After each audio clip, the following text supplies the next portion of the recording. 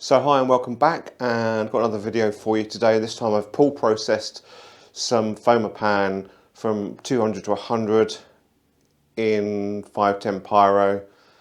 Gonna be honest, not overly pleased with the results. There's some lovely shots in there, but there are problems with it. I don't like 510 Pyro, I've decided. It's just too messy. Having to use the little syringes to measure the actual chemicals. It's thick, it gets everywhere. I cleaned everything out and there was still residue behind afterwards. My spirals in my developing tank feel just really weird and sticky afterwards, even after cleaning. It's not something that I like and enjoy using. The results I had with the Fomapan, pull processing them, I don't know whether I'm getting it wrong. I could be getting it wrong, or if it's just the nature of how the developer works with the films.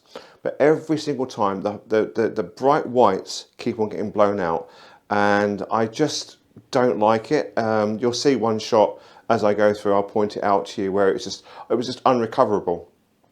But there were other shots within that where I took a picture of the side of a building, looking up at a building, and when I got it into Affinity Photo, all I needed to do was to invert it. It didn't need any levels changing. It was absolutely perfect as was. So there's that kind of thing. Is it because of the exposure? I know that the camera's exposing correctly. I had a colour film through the camera just the other day and it was fine. And the negatives come back fine as well. So it's not that. Is it something I'm doing wrong? So if you know or have any ideas what I might be doing wrong with this developer, let me know. But although some of the results I'm really pleased with, it's the ones that I didn't nail with the whites is the problem. And to me that's like, I can't waste film on that. Anyway, I'm going to go through the photographs now so you can see them, and then you can tell me if you know what the problem is, or if not, I'm going to finish off the developer with different films and just try it out, but it's not something I'm going to be using for much longer. Okay, so let's take a look at these photographs that were developed in 510 Pyro. That's Fomapan 200 pull processed to 100 ISO, and I'm going to go from left to right and go through all the photographs. They were all taken in the right order and all scanned in the right order. So what you see is in the way I took them, in the order I took them. And some of them are just, yeah, not very good. Others are quite nice. What I want to start with is just showing you this. Look at the white. It's completely and utterly blown out. And there's nothing unusual about the lighting. It was just an ordinary, quite bright day, bright sunny day. The sun was coming in from over on the left, and just look, it's just completely blown out, these whites here. And that's one of the problems I have with Pyro. Having said that, when you zoom in, the grain is really quite fine. So for a 200 ISO being pull processed and zooming in that much, it doesn't look that bad at all. Okay. And this one I was taking more into the sun. The sun was kind of over here looking down. This is Regent's Canal, looking down to the, I think it's called the Angel Tunnel, this side. Nice bright blossom, as you can see. Okay. And again, this one, look at the foreground here, this gravel. Completely blown out, and this isn't anything to do with my camera. The camera is working fine. It's something to do with what either I am doing in the development process, or it just doesn't. I just don't like what I'm getting from it. Now, as I said before in the bit before this, if you know what I'm doing wrong, please tell me. I'd like to know. But as I say from this, you know, it goes from the ultra whites here to the ultra blacks there of the tunnel. Yeah, I'd say I'm not really pleased. And then you get shots like this. Now this was in obviously under the shade, and it was like underneath like a tree, and I'm really pleased with it. It looks really good, you know.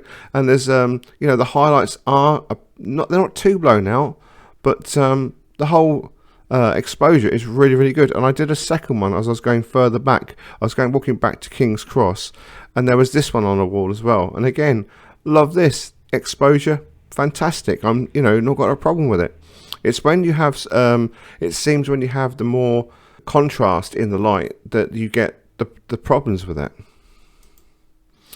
And something else I noticed was that I'm working with this, and I was using my 50mm f1.8 Zuiko lens, but when you zoom in, you can actually see, look how soft it is. And that's another thing I've noticed. It tends to make the actual shot soft. I don't know why, but from a distance it looks really sharp and crisp. But even looking at this from here, it looks like it's quite soft. These are now all with my 75 to 150 f4 lens, and I wanted to try and get some shots of the Morris dancers. Now, the focusing was a bit out. It's so difficult to focus these cameras, but you're getting a nice contrast with this. This is overcast with it wasn't really thick cloud, but the sun was slightly coming through, and the only problem was my focusing. But you can see the tonal range on this one is so much better with the ground and the walls of the building here and the church in the background. And yeah, obviously it's not too bad. I mean, I have misfocused slightly, but look at it, it's really nice. Now I don't know if it's the next one. Yeah, someone commented on this on my Buy Me a Coffee. Now, if you bought me a coffee, you'd have seen this before because I put them out on there first. And this guy actually ended up posing and holding his pose for me to take the photograph, but didn't nail the focus. But it's still a really sweet photograph. I really like this one. It's just a pity I didn't quite get it. I don't think I'll be using my 75 to 150 very often because it isn't the sharpest of lenses either. It's a pity, but that's the way it is. And I've obviously got some problems with some marks on here. And I took a few more of the Morris dancers, and this one is the only one I got that I really liked. And I was desperately trying to miss this guy in the background. Now I could crop this down a bit more, but I like to show you the full photograph, so I don't actually crop it any, so you see what I take. And I actually did use a cloning tool to get rid of him, which was quite interesting in Affinity Photo. But I'm really pleased with this. I really like this shot, probably one of the best ones. As I say, he just spoiled it. This is the photograph I was talking about that I made no changes to whatsoever. This is just a photograph of the top of I think it's a men's club in Bedford, or a members club in Bedford.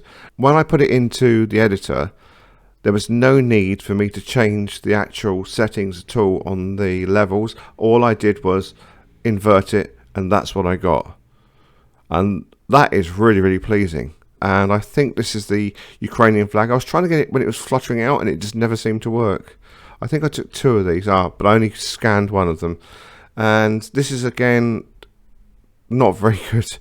I was trying to get a close-up of these leaves with the 150 zoomed in and getting a blurry background.